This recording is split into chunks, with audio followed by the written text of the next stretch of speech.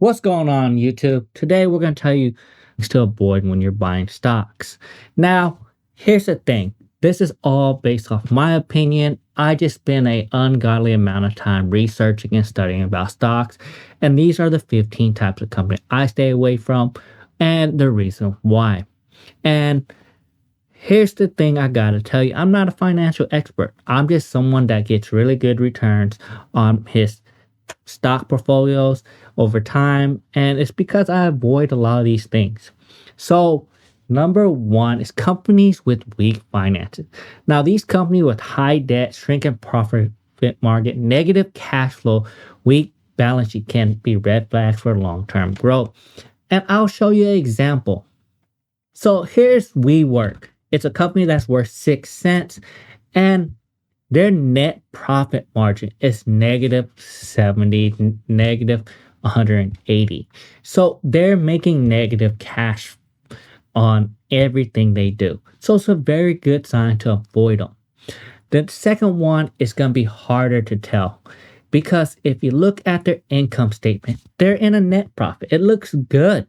They're making money off each product. But here's the thing you need to look at. Let's look at the cash flow.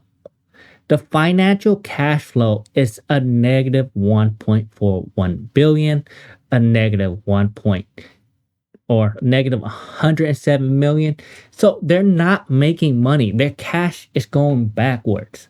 So that is a company that's eating money.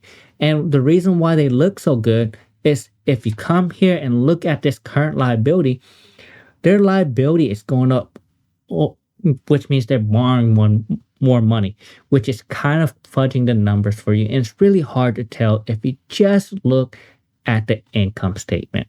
This is why you look at all three sheets to see what is going on with it, to see where the money is going and if they're really profitable. So that's the very first thing I look at, if they're making money, if they're profitable.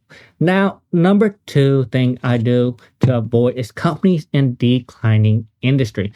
Some companies operating in industry experience long-term structural decline due to technology advancement or shift in consumer behaviors, like Blockbuster, like Sears, and Kodak. Now, are those good companies? Well, at one time they were. Now, Kodak might have a turnaround because they do sell medical equipment and they did branch off and do a little bit more. They're now called Carestream. So, yeah, they could do a little bit better. But at the end of the day, stay away from industries that are going on the decline. Because at the end of the day, if the whole industry is going on a decline, they're most likely to follow. Number three, companies with questionable governance or scandals. Now, here is the thing. Lucky Coffee involved a major accounting scandal. Avoid them. So if you look on the news and they have a bunch of governance issues, questionable things going on, just don't buy them. That's why I do a quick Google search on every single company to see if there's a scandal going on. And the biggest thing is when Elon Musk on a Joe Rogan show smoked a blunt or did some things that he probably shouldn't do on air, it caused the stock to drop. So avoid the scandals. Avoid these things because that's the best way to lose money if you join those companies. Maybe they are going to do well, but I'd rather play on safe side. If you only get a few choices in life to buy certain companies, make sure you make the right decision. And a company that has a questionable CEO, questionable leadership, you're going to have a lot of questions if they're going to run the company properly. Number four is highly speculative or meme stock. Every single time I see a stock on and there are a bunch of memes on it, I do not even get close to them. Why? Because they're going to see a dramatically short-term price demand and they carry a high risk. They might go up, but then for how long they can go up? Like GameStop, AMC Entertainment, and BlackBerry. Those are three examples. Weak underlying business models, uncertain future, and struggling to reinvent themselves. So why would you invest in companies like that? So at the end of the day, it's companies to avoid. Now, number 5, and this is not for everyone, I do have them, but is oil and coal companies. Some investors avoid these, right? I'm just adding them on there because due to fossil fuel and the ethical and the environmental concern, some people tell you to avoid them. And I'm added to it because at the end of the day, people need to avoid it if you're worried about making money. Now, it's one of those things. Riskier investment, better off returns.